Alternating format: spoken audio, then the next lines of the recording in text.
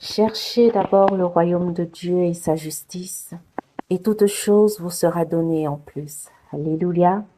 L'homme ne vit pas de pain seulement, mais de toute parole qui sortira de la bouche de Dieu. Alléluia. Vous qui peinez, vous dont le fardeau est lourd, je vous appelle, et vous êtes déjà tous remplis de mon amour. Alléluia. Peuple de Dieu, je vous salue au nom de Jésus-Christ. Le Dieu Tout-Puissant, Créateur du ciel et de la terre, l'Éternel des armées nous aime. C'est le Dieu qui veut nous porter, qui veut nous soutenir, qui veut nous sauver. Il dit dans Ésaïe 46, du verset 3 au verset 4, « Écoutez-moi, maison de Jacob, et vous tous restes de la maison d'Israël. Vous que j'ai pris à ma charge dès votre origine, que j'ai porté dès votre naissance. Jusqu'à votre vieillesse, je serai le même. Jusqu'à votre vieillesse, je vous soutiendrai.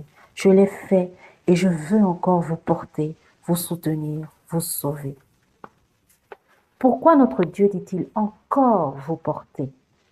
Parce qu'il nous interpelle. Il nous interpelle aujourd'hui sur l'idolâtrie. Il nous pose la question de savoir, au verset 5 d'Ésaïe 46, « À qui me comparez-vous pour le faire mon égal? À qui me ferez-vous ressembler pour que nous soyons semblables? » L'idolâtrie, c'est l'adoration d'une image, d'un astre, d'une idée ou d'un objet. Cependant, nous devons savoir que l'idolâtrie est revêtue de divers aspects.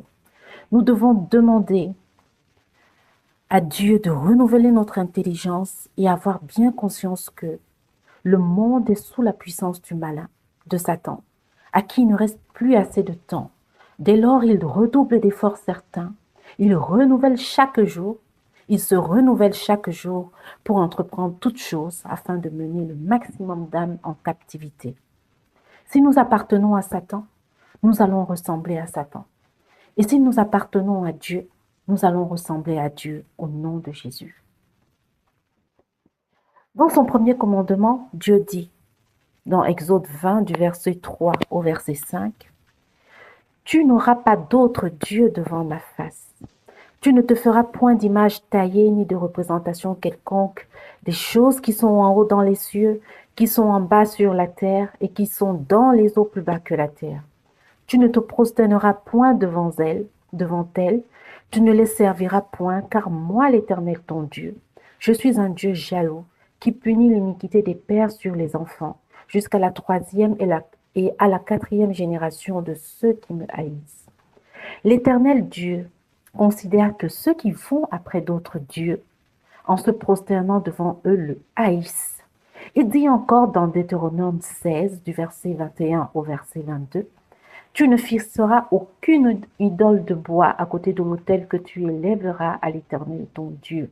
Tu ne dresseras point de statues qui sont en aversion à l'Éternel ton Dieu. » Au chapitre 17 de Deutéronome, du verset 2 au verset 3, il dit, « Il se trouvera peut-être au milieu de toi, dans l'une des villes que l'Éternel ton Dieu te donne, un homme ou une femme, faisant ce qui est mal aux yeux de l'Éternel ton Dieu, en transgressant son alliance, allant après d'autres dieux pour les servir et se prosterner devant eux, après le soleil, la lune ou toute l'armée des cieux. Ce n'est point là ce que j'ai commandé. Peuple de Dieu, l'Éternel Dieu a en aversion la présence de statues dans le lieu de prière qui lui est consacré et ne l'admet pas. Et n'admet pas le fait que l'on puisse se prosterner devant ces statues, les adorer. Il a également en aversion l'adoration des astres et l'adoration des anges ou le culte des anges. Lorsque nous voyons toutes ces choses dans des dénominations, et plus précisément au sein de l'Église catholique qui se présente comme l'Église de Jésus-Christ, alors nous devons nous poser la question de savoir qui a commandé tout cela. L'Éternel Dieu dit, ce n'est point là ce que j'ai commandé. Alors il nous demande, à qui me comparez-vous pour le faire mon égal? À qui me ferez-vous ressembler pour que nous soyons semblables? Le 25 décembre 2016, alors que j'ai allumé mon téléviseur, sur une chaîne qui diffusait la messe papale, Je suis arrivée au moment où l'on était en train de porter une poupée, une espèce de poupée représentant l'enfant Jésus que l'on menait à l'autel. Alors, mon esprit a été animé de curiosité à l'idée de savoir ce qui allait être fait avec cette poupée-là. Mais voyez-vous, peuple de Dieu, je n'ai pas pu satisfaire ma curiosité. Je suis rentrée, une profonde colère s'est levée en moi. Mais pourquoi? J'ai été obligée de tout arrêter. Mais pourquoi donc? Parce que l'Esprit de Dieu ne le permet pas. Je n'ai pas pu satisfaire ma curiosité. Dieu a vraiment horreur de toutes ces choses. Il nous est dit dans 1 Corinthiens 6, verset 9, « Ni les idolâtres n'hériteront le royaume de Dieu. » Et 1 Corinthiens 10, 14 dit, « C'est pourquoi, mes bien-aimés, fuyons l'idolâtrie. » Fuyons l'idolâtrie. Dans Ésaïe 46, du verset 6 au verset 8, il est écrit, « Ils versent de l'or de leur bourse et pèsent l'argent à la balance. Ils paient un orfèvre pour qu'il en fasse un dieu et ils adorent et se prosternent. Ils le portent, ils le chargent sur l'épaule. Ils le mettent en place et il y reste, il ne bouge pas de sa place.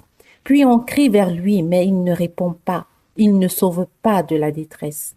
Souvenez-vous de ces choses et soyez des hommes. Pécheurs, rentrez en vous-même. » Peuple de Dieu, tous ceux qui se livrent à de tels actes ne savent pas ce qu'ils font. Leurs âmes sont égarées, ils sont sur des voies de perdition. L'Éternel Dieu dit, pécheurs, rentrez en vous-même.